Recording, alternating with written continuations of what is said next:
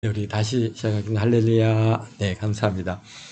오늘 우리는 레위기 19장을 같이 읽었습니다. 오늘 말씀을 통해서 깨닫는 은혜가 넘쳐나시기를 바랍니다. 오늘 말씀은 이스라엘 자손 온 회중에게 주시는 말씀인 동시에 오늘을 살아가고 있는 우리에게 특별히 성결을 사모해서 성결교회라고 하는 공동체에 모여서 함께 신앙생활하고 있는 우리 모두에게 주시는 아주 중요한 메시지입니다. 너희는 거룩하라. 이는 나 여호와가 너희 하나님이 거룩함이니라 그랬습니다. 그래서 거룩이라는 것은 또한 성결이라고 하는 단어와 그대로 일치되는 겁니다. 그래서 거룩에 대해서 주시는 가르침이고 명령입니다. 성결한 그리스도인으로 살아가는 우리는 어떻게 살아야 할 것인가 라고 하는 주제와 행동 강령들을 말씀해 주고 계십니다. 그래서 1절에 보니까 여호와께서 모세에게 말씀하여 이르시되 말씀하십니다. 여호와께서 모세에게 말씀하여 이르셨다라고 하는 것은 이게 그냥 단순히 어떤 이렇게 특정 그런 그 계층이 아니라 이스라엘 백성 전체에게 주시는 메시지라는 것을 우리가 알 수 있는데요. 그래서 2절에 이어져 갑니다. 너는 이스라엘 자손의 온 회중에게 말하여 이르라 라고 말씀합니다. 사실 너희는 이스라엘 자손 온 회중에게 말하여 이르라 라고 하시는 이런 표현 방식이 그렇게 많이 나오지는 않습니다. 그런데 그 말씀이 꼭 온 회중이 정말 한 사람도 남자든 여자든 남녀노소를 다 불문하고 모든 회중이 다 이 말씀을 지켜 행해야 할 때 주실 때는 이 말씀을 주십니다. 물론 제사를 한다든지 여러 가지 하나님의 규례들을 지켜 나가는 데 있어서 이게 온 회중이 아니고 어떤 면에서 20세 이상이다든지 남자들이 주로 되어질 때도 있을 때도 그냥 여호와 하나님께서 모세에게 말씀하여 이르시되라고 그렇게 말씀하셨지만은 그러나 여기서는 정말 어린 아이서부터 정말 남녀노소 모든 사람을 갖다가 다 불문하고 다 거기에 이 말씀이 통용되어져야 할 그런 대상들일 때 꼭 너희는 이스라엘 자손의 온 회중에게 말하여 이르라. 너희는 거룩하라. 이는 나 여호와 너희 하나님이 거룩함이니라. 그래서 거룩하라라고 말씀하고 계십니다. 그 명령의 내용이 무엇입니까? 바로 거룩하라. 성경 안에 많은 규례와 법규와 명령들이 있습니다. 근데 그 모든 명령의 핵심이 무엇입니까? 바로 오늘 주시는 말씀, 바로 너희는 거룩하라. 바로 그 이유는 뭡니까? 왜 거룩해야 됩니까? 바로 나 하나님 여호와가 거룩하기 때문이다. 곧 하나님의 자녀라면은 당연히 부모를 닮게 마련인 것입니다. 그래서 하나님께서 거룩하니 하나님의 자녀인 우리 역시 거룩해야 하는 것이 마땅하다는 것입니다. 우리가 하나님을 닮지 않는다면은 하나님의 자녀가 사실 될 수가 없겠죠. 우리 관심이 우리가 오늘 낮 예배에도 같이 함께 얘기했듯이 자녀들은 당연히 부모를 닮게 되어 있습니다. 왜? 매일 그분과 함께 생활하고 그 부모의 표정을 보고 말과 행동을 보기 때문에 우리는 자연스럽게 물론 우리가 갖고 있는 유전적인 그런 요소들도 닮았지만은 그러나 우리에게 그러한 주어지는 영향력이 그만큼 큰 것처럼 우리가 하나님과 늘 동행하며 살고 있지 않습니까? 우리가 그분의 말씀을 읽고 그분 앞에 기도하고 그분과 대화하고 그분과 동행하고 하는 우리들은 당연히 하나님께서 거룩하신 것처럼 우리도 거룩하게 되어지는 것이 마땅하다는 것이죠. 그런데 여기에 중요한 것은 거룩에 대한 내용이 우리가 거룩이라고 얘기하면은 쉽게 생각하면은 뭔가 아주 그냥 흰 옷 입고 또 제사장이 제사를 쫙 하고 그 가운을 입고 거룩하고 그냥 이런 게 거룩한 거라고 우리가 생각을 갖다가 하기가 쉬워요. 그래서 그냥 어떤 그런 뭐라고 할까요? 어떤 큰 퍼포먼스가 있고 거기에 거룩함이 있고 그런 것을 우리가 생각하기 쉬운데 그런데 오늘 우리가 19장을 읽어보면 그런 것과는 하나도 관계가 없어요. 그저 어떻습니까? 오늘 19장에서 우리와 우리의 삶 속에서 주어지는 모든 것이 하나님께서 거룩함의 기준을 거기에 두고 계시다는 것입니다. 이거 참 놀라운 일입니다. 뭔가 거룩하기 위해서는 우리가 앞에서 성결 예식을 갖다 많이 배웠지 않습니까? 그러니까 씻고 빨고 깨끗하게 옷 입고 그렇게 갖고 하얗게 하고 특별한 에바와 이런 옷을 입어야 거룩한 것 같이 우리가 생각을 하는데, 그런데 여기에서는 그런 말씀은 한마디도 없습니다. 어떻게 하라고요? 첫째, 너희는 3절에 보니까 너희는 각 사람은 부모를 경외하고 나의 안식을 지키라. 여호와 하나님께서 거룩하니 너희도 거룩하라 하시면서 거룩에 대해서 말씀하시는데 첫 번째가 뭡니까? 여기 뭐예요? 부모를 경외하라. 야, 이게 사실 십계명에서는 공경하라고 되어 있지 않습니까? 공경과 경외는 완전히 다른 거죠. 경외는 아무한테나 쓰는 게 아니라 오직 하나님께만 쓰는 용어입니다. 그러니까 마치 하나님을 대하듯이 그렇게 부모를 갖다가 대하라는 겁니다. 부모를 경외하라. 야, 이게 부모를 사랑하고 존경하는 데까지는 우리가 자녀들이 그렇게 하면은 그래 참 우리 내 아들 내 딸 고맙다 그렇게 생각하는데, 자녀가 부모님을 갖다 경외하기 시작하면은 이거 부모 입장에서는 어떻게 그거를 감당할 수가 없는 거죠. 그냥 나갔다 왔더니 어이구 아버님 어머님 어서 다녀오십시오. 다녀오셨습니까? 우리가 자녀가 부모를 공경하는 것까지는 그래도 우리가 그런데 이게 경외하게 되면은 정말 우리가 감당할 수 있을까요? 근데 여기는 분명히 경외하고 안식일을 갖다가 지키라 이렇게 말씀하십니다. 그렇습니다. 또 이유는 나는 너희 하나님 여호와니라. 또 4절에 보니까 너희는 헛된 것들에게 향하지 말며 너희를 위하여 신상들을 부어 만들지 말라. 그러니까 우상 숭배하지 마는 거죠. 당연한 것이죠. 우리가 그런 것들은 죄악된 것이고 우리가 거룩하게 되는 그러한 방해 요소들입니다. 또 너희는 화목 제물을 여호와께 드릴 때 기쁘게 받으시도록 드리고, 화목 제물을 드리는데 그냥 억지로 드리지 말고 기쁘신 마음으로 하나님께서 기쁘시게 드리는 게 그렇게 드리고, 그 제물은 드린 날과 이튿날에 먹고 셋째 날까지 남았거든 불사르라 그랬습니다. 그래서 화목 제물은 우리가 속죄제나 속건제의 경우에는 다 그것이 이제 하나님께 드려지는 제물이 되지만, 화목 제물은 드려진 모든 그러한 그 제물을 드린 사람들이 그날 그것을 먹어야 됩니다. 그런데 먹을 뿐만 아니라 또 이튿날까지는 먹을 수 있지만 3일째까지는 남겨두지 말라. 남아있거든 다 불사르건데 막 혹시 3일째 조금이라도 먹으면 가증한 것이 되며 기쁘게 받으심이 되지 못하고, 그것을 먹는 자는 여호와의 성물을 더럽힘으로 말미암아 죄를 담당하리니 그가 그의 백성 중에서 끊어진다 라고, 우리가 이미 화목제물에 대해서 이미 우리가 앞서서 배웠던 말씀드립니다. 그 다음에 9절에 보니까 너희가 너희 땅에서 곡식을 거둘 때 너희 밭 모퉁이까지 다 거두지 말고 내 떨어진 이삭도 줍지 말며 내 포도원의 열매를 다 따지 말며 포도원에 떨어진 열매도 줍지 말고 어떻게 하라고요? 가난한 사람과 거류민을 위하여 버려두라. 나는 너희 하나님 여호와니라. 그러니까 하나님께서는요, 우리가 거룩하다는 거 하는 가장 그 중요한 요소 중에 하나가 또 뭡니까?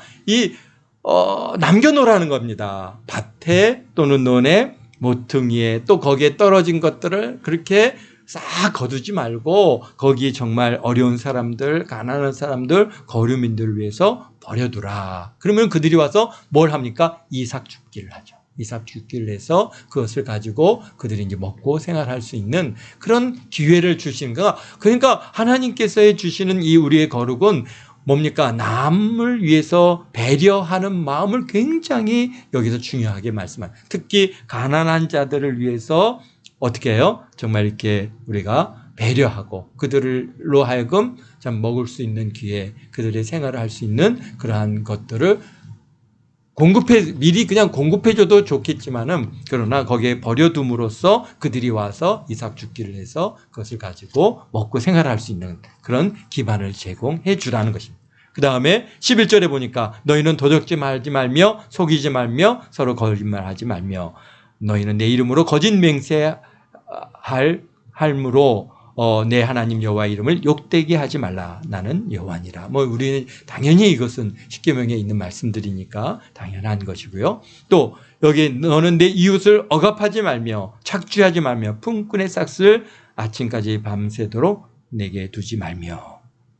그렇습니다. 이게 이웃을 억압하지 말고, 그 다음에 중요한 품꾼의 싹을 갖다가 일했으면 바로 줘야죠. 그런데 그러지 않고 밤새도록 다음날까지 그를 갖다가 안 주고 그렇게 남겨놓지 말라는 겁니다. 그렇게 되면 오히려 그러니까 하나님께서는 그 일에 대해서 진노하시고 그것에 대해서 갚으시는 그러한 아주 무서운 일들이 있다는 것이죠. 그래서 절대로 품꾼의 싹을 갖다가 그날 다 지급하라는 것입니다. 그 다음에 14절에 너희는 귀 먹는 자를 저주하지 말며 맹인들 앞에 장애물을 놓지 말고 내 하나님을 경외하라. 나는 여호와니라.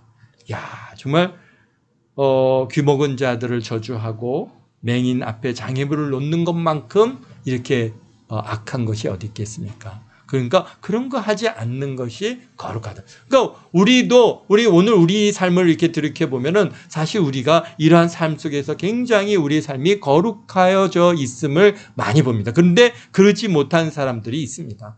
그러지 못한 그러한 여기에 정말 장애물, 괴롭힘을 주어요. 이웃을 핍박하고 억압하고 그 다음에 귀 먹은 자들을 저주하고 그냥 가난한 자들과 없는 자들을 갖다가 업신여기고 이런 일을 하게 되면은 결국은 자기가 잘난 것 같아 보지만은 결국 하나님께서 그 사람들에 대해서 책망하시고 그들을 갖다가 다스리게 되신다고 하는 것을 우리가 잊지 말아야 되는 것이죠. 그 다음에 우리 15절에 또 굉장히 오늘 우리에게 주시는 참 중요한 메시지가 있는데요. 너희는 재판할 때 불의를 행하지 말라. 당연한 일이죠. 그런데 여기서 가난한 자의 편을 들지 말며 세력 있는 자라도 두둔하지 말라. 야, 이게 굉장히 우리가 뭔가 이 재판을 할 때 보면은 가난하다고 하는 것 때문에 그 사람들을 갖다가 오히려 이렇게 조금 여기 편을 들어주는 일들이 우리 오늘 사회에서도 많은 부분들이 그런 것들이 있고요. 또 우리가 그런 얘기가 있죠. 유전무죄, 무전유죄라고 하는 그런 얘기가 있는 것처럼 돈 있는 사람들은 변호사를 사서 자기가 죄를 갖다가 어떻게든지 변호해가지고 그래서 무죄로 만드는 이런 일들이 오늘 우리 사회에 많이 있어서 그런 것들로 굉장히 문제가 되는데요. 그런데 여기서 분명히 말씀하시기는 가난한 자라고 해서 편들지 말고 부유한 자라고 해서 두둔하지 말라. 어떻게 해요? 공의로 사람을 재판하라. 그래서 앞으로 재판관이 되고자 하는 사람이 있다면 사실 이 말씀을 항상 마음에 새게 되는 겁니다. 보면은 가난해서 참 어려워가지고 그래서 뭘 훔쳐서 먹었다고 이제 해서 끌려오는 경우들이 있습니다. 우리가 그런 미국의 어느 유명한 미국 뉴욕시의 시장으로 오랫동안 직무했던 그런 분인데 유명한 재판관이었는데요. 그 어떤 사람이 어려워서 빵을 훔쳐 먹었어요. 그러면은 이 사람이 어려워서 그런데 경찰에 잡혀서 이제 재판장 앞에 끌려왔거든요. 그럼 어떻게 해야 되는 거예요? 이게 보니까 며칠을 굶어서 정말 배고파서 그것을 갖다 훔쳤는데 그러면은 너는 배고파서 훔쳤으니까 너는 그냥 내가 봐줄게. 죄가 없다.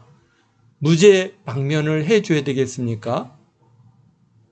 어떻게 될까요? 근데 그분이 유명한 재판을 갖다가 어떻게 했느냐면은 훔친 것은 죄다. 그래서 당신에게 10불의 벌금을 부과하겠다. 그리고 말합니다. 방청석에 있는 모든 사람들, 당신들은 이렇게 가난한 사람, 굶주린 사람을 돌보지 않고 먹이지 않은 당신들도 죄인이다. 그러니까 당신들에게도 다 1불씩 죄를 갖다가 부과하겠다. 그래서 벌금을 갖다 그래서 거기 방청석에 있는 사람들이 돈을 다 걷어서 이 사람의 뭡니까 그 벌금을 내고 그리고 남은 것은 그 사람한테 손을 쥐어서 보내면서 이걸로 먹을 것을 사서 드십시오라고. 그래서 그 재판이 얼마나 유명한 재판인지 우리가 물론 제가 정확하게 그것을 갖다가 다 설명을 못했지만 그렇습니다. 가난한 자라고 해서 두둔하지 너 이게 배고팠으니까 그거 훔쳤어. 아이고 괜찮아. 그러니까 이거는 내가 죄가 아니야라고 그렇게 하지 말라는 거예요. 분명한 것은 죄는 죄지만은 그러나 그 사회가 그런 가난한 사람들을 돌보지 못한 이 일들은 다 같이 또 그것에 대한 책임이 있다라는 것을 아주 우리에게 잘 보여주고 있는데요. 그렇습니다. 그래서 그렇게 함으로써 그분은 굉장히 그 사회에서 존경받는 재판관이 됐어요. 이 말씀을 갖다가 준행하고 하나님의 뜻 안에서 그 뜻을 그대로 적용하고 그 재판에 적용하니까 하나님께서 그를 갖다가 높여주셔서 그래서 뉴욕시에 아주 유명한 그러한 시장으로서 오랫동안 복무할 수 있는 기회를 주시는 것을 우리가 사실 이렇게 보아지는 것이죠. 그렇습니다. 또 너희는 16절에 너희는 백성 중에 돌아다니면서 사람을 비방하지 말며 내 이웃을 피를 흘려 이익을 도모하지 말라. 나는 여호와니라. 이건 우리 당연한 일들인데요. 그리고 또 너희는 내 형제를 마음으로 미워하지 말며 내 이웃을 반드시 견책하라. 그러면 내가 그에 대하여 죄를 담당하지 아니하리라. 아멘. 그렇습니다. 또 원수를 갚지 말며 동포를 원망하지 말며 내 이웃을 사랑하기를 내 자신과 같이 사랑하라. 나는 여호와니라. 아멘. 예수님께서 그대로 이 말씀을 갖다가 인용하셨죠. 첫째는 하나님을 사랑하는 것이고 둘째는 이와 같이 내 이웃을 내 몸같이 사랑하는 것이다. 그래서 여기서 내 이웃 사랑하기를 내 자신과 같이 사랑하라. 나는 여호와니라. 아멘. 이것이 오늘 우리에게 주신 첫째 계명이요 둘째 계명이 바로 오늘 18절에 오늘 우리에게 주시는 이렇게 함으로써 우리가 어떻게 된다고요? 거룩하게 되는 것이다.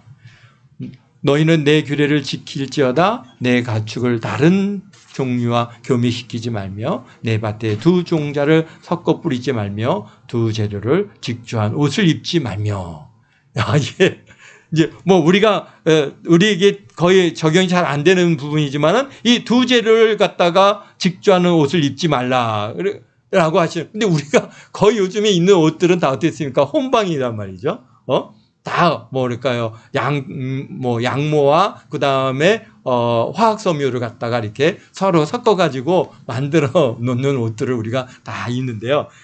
이거 정말 굉장히 이게 어려운 일입니다. 그래서 요즘에 나이가 들면은 점점 우리가 뭘 많이 입어요? 그러니까 순면을 갖다 주로 입게 되잖아요. 면 옷을 많이 입게 되어지는데요. 그게 자연스럽게 우리 몸에 그게 잘 맞게 되었습니다. 그래서 혼방은 요즘 혼방이 특별히 거의 대부분 다 화학섬유들이기 때문에 천연섬유와 화학섬유를 섞어서 이렇게 만드는 옷들이 그렇게 많지 요즘은 거의 없는 것 같아요. 그러나 어쨌든간 여기 보니까 두 재료를 직조하는 옷을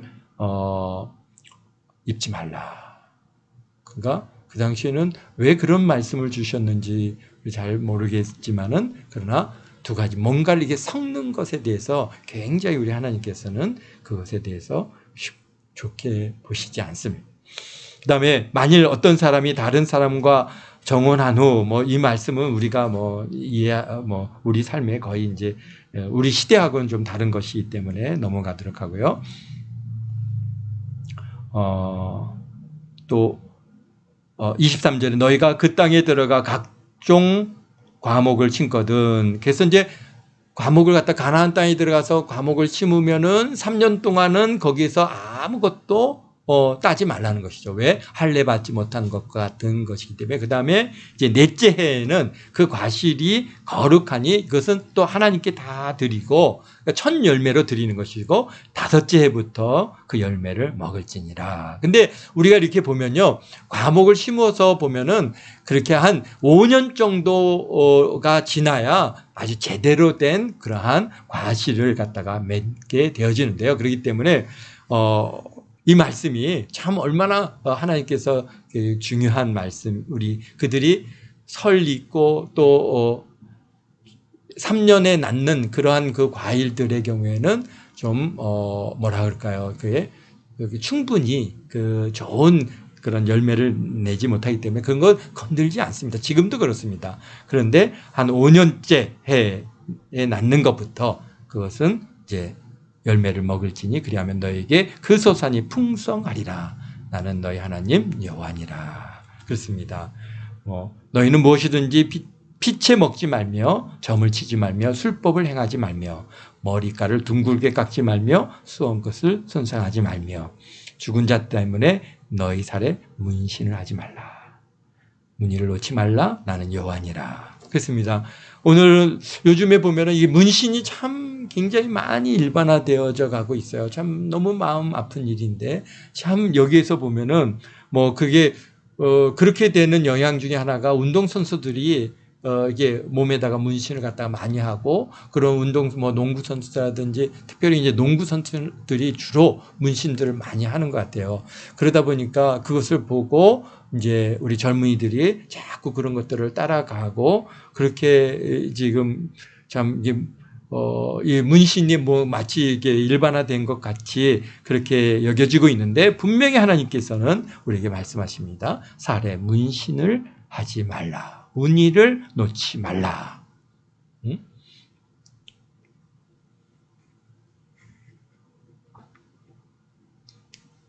네. 그 다음에 뭐 너희 31절입니다. 너는 신접한 자와 박수를 믿지 말며 그들을 추종하여 스스로 더럽히지 말라. 나는 너희 하나님 여호와니라. 뭐 신접한 자, 박수는 남자 무당이죠. 남자 무당 이런 자들을 믿지 말라는 겁니다. 신접한 자들이 어떤 신비한 얘기들을 하고 이 박수들이 보면은 그냥 사람들을 갖다가 아주 이게 마음을 끄는 얘기들을 갖다가 잘 하는데 그런 거 믿지 말라 말이죠. 분명히 하나님 말씀을 따라서 하나님 말씀에 준해서 우리가 이 세상을 살아가야지 귀신들의 말에 사로잡혀가지고 살아가고 그들에 끌려가는 사람 뭐 그 대단한 것 같지만은 그들은 다 사망의 길로 가는 겁니다. 그렇기 때문에 그런 거에 속지 말라. 그러면서 스스로 더럽히지 말라. 그 다음에 32절에요. 너희는 센 머리 앞에 일어서고 노인의 얼굴을 공경하여 내 하나님 여호와를 경외하라. 나는 여호와니라. 그렇습니다. 그럼 센 머리가 뭐예요? 이게 흰 머리죠. 저처럼 이렇게 하얘진 머리 앞에서 일어서고 노인들의 얼굴에 공경하는 것. 이것이 또 하나님 앞에 우리가 거룩하게 살아가는 우리의 삶의 모습인 것입니다. 그리고 33절에 거류민이 너희 땅에서 거류하여 함께 있거든 너희는 그를 학대하지 말고 너희 하나님 거류하는 너희 중에 나은 자 여기며 자기와 같이 사랑하라. 너희도 애굽 땅에서 거류민이 되었으며 나는 너희 하나님 여호와니라. 그다음에 또 우리에게 또 주시는 중요한 말씀 중에 하나가 35절입니다. 너희는 재판할 때나 길이나 무게나 양을 잴 때 불의를 행하지 말고. 참 우리가 장사를 한다든지 무언가를 갖다 우리가 하게 될 때 제일 나쁜 게 뭡니까? 양을 갖다가 저울을 갖다가 속이는 거죠. 그래서 공평한 저울과 공평한 주와 공평한 에바와 공평한 흰을 사용하라. 그런데 굉장히 그러한 유혹을 받습니다. 사람들이 장사를 하다 보면 무게를 재서 물건을 팔 때 그 저울에 그러한 눈금을 갖다가 속인다든지 또는 추는 이제 요즘은 추는 잘 안 쓰죠.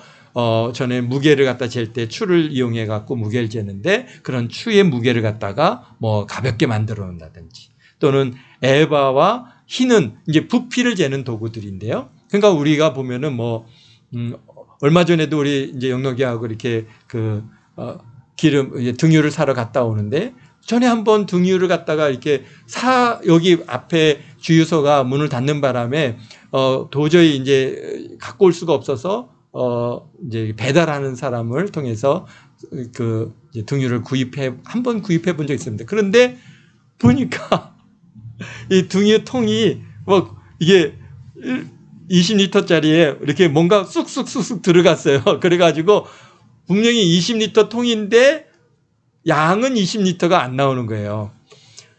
그러니까 그렇게 한번 하고 야 이거는 우리가 이렇게 속고 살 수는 없다. 그러니까 차라리 배달료를 더 달라 그러면은 배달료를 더 주죠. 당연하죠. 이렇게 어려운데 갖고 오는데 그 비용과 그다음에 그 수고에 대한 값을 치러야 되는데 그런데 배달료를 받는 게 아니고 어떻게 해요? 그 기름의 양을 갖다가 주여서 그분들이 자신의 배달료를 받는 게 이게 정말 그렇더라고요. 그래서 다시는 한번 그렇게 이제 섞고 그다음부터는 이제 그렇게 주문하지 않고 그냥 어렵더라도 이제 그때 이렇게 사서 이제 배달했고 그다음에 우리 시온 형제님이 수고 많이 하고 종영이 형제님도 많이 수고해 주셔서 이제 기름을 갖다가 이렇게 잘 뗄 수 있는 그런 은혜가 있었습니다. 감사합니다. 그러나 분명한 것은 여기서 그런 이 재는 도구, 양, 말 우리가 한 대요, 두 대요, 대를 갖다가 대를 한 말, 두 말 이제 부피를 재게 되는데 그 말도 어떻게 속입니까? 한 말을 갖다 속일 때 바닥을 갖다가 아주 그냥 이렇게 높여 만들고요. 그래갖고 위에다가 이렇게 싸서 많이 주는 것처럼 해서 하는데 실질적으로 보면은 저거요. 왜 보니까 말에 그 바닥을 갖다가 뭘 깔아가지고 높여놓은 거예요. 그러니까 전체적인 부피 양이 줄어 있는 것이죠. 뭐 그런 것들, 그런 공평하지 않은 그런 힘을 사용하지 말라는 것입니다. 하나님께 그거는 사람을 속이는 것 같지만 사실 실질적으로 하나님을 갖다가 속이는 것이죠. 하나님 앞에 범죄하는 것이다. 그래서 나는 너희를 인도하여 애굽 땅에서 나오게 한 너희 하나님 여호와라. 그래서 공평한 저울, 공평한 추, 우리 하나님께서 굉장히 그것을 갖다가 중히 여기십니다. 그래서 오늘 우리 삶 속에서 적용되어지는 여러 가지 말씀들이 있는데요. 참 우리가 생각하는 것처럼 우리가 뭔가 막 거룩하게 막 그냥 뭐 기도를 갖다가 막 너는 하루에 몇 시간씩 기도해라. 내가 거룩하니 너는 며칠씩 금식해라. 이런 거 요구하시는 게 아니에요. 사실 어떤 거예요? 우리 삶 속에서 정말 공평하고 우리가 하나님 말씀에 따라 살고 하나님의 뜻이 무엇인가를 갖다 쫓아서 사는 것, 그것이 하나님께서 우리를 어떻게 거룩하게 보시는 아주 중요한 규례라고 하는 이 사실을 갖다가 잊지 마시고 우리가 뭔가 그냥 옆에 성경을 딱 끼고 다녀야 거룩한 게 아니라 정말 우리가 하나님 말씀하는 것처럼 이웃을 사랑하고 또 그 다음에 하나님의 뜻 안에서 어려운 사람들을 도울 줄 알고 그 다음에 여기서 공평하게 하나님 우리의 삶을 갖다 이루어 나갈 때 그것을 통해서 사람들이 보고 역시 그리스도인들은 뭔가 다르구나. 그렇게 그들이 인정하게 되어질 때 우리가 당연히 어떻게 된 게 거룩해진다고 하는 사실을 갖다가 우리가 잘 마음속에 새기시고 우리 삶 속에 신실과 정직하고 또 공평한 것이 거룩하며 그것을 하나님께서 원하신다고 하는 이 사실을 잊지 마시기를 주님의 이름으로 축원드립니다. 기도하겠습니다. 거룩하신 아버지 하나님, 주님의 사랑과 은혜 감사합니다. 우리가 이 땅에 살아가면서 하나님께서 거룩하니 너희도 거룩하라 하신 이 말씀을 우리 마음에 새깁니다. 결코 아버지 하나님, 우리 하나님께서 우리에게 원하시는 거룩은 아버지 하나님 공의요, 공평이요, 정의요, 또 남을 돌보고 불쌍히 여기고 아버지 하나님 그들에게 참 아버지 겸손을 행하고 또 의를 행하는 이것들이 우리 하나님께서 원하시는 것인 것을 오늘 다시 한번 우리 마음에 새겨봅니다. 주님, 우리가 혹여나 아버지 하나님 내 이웃을 또 내 유익을 위해서 남을 어렵게 하거나 남에게 아버지 해를 끼친 일들은 없었는지 주님 용서하시고 참 우리가 하나님의 뜻을 쫓아서 거룩을 이루어 나가는 우리 모든 동안교회 모든 성도들 다 되게 하시고 참으로 성결한 그리스도인으로서 성결한 동안교회 성도들로서 아버지 앞에 쓸 수 있는 우리 모두가 되도록 주님 축복하심을 감사드리오며 예수님의 이름으로 기도하옵나이다. 아멘.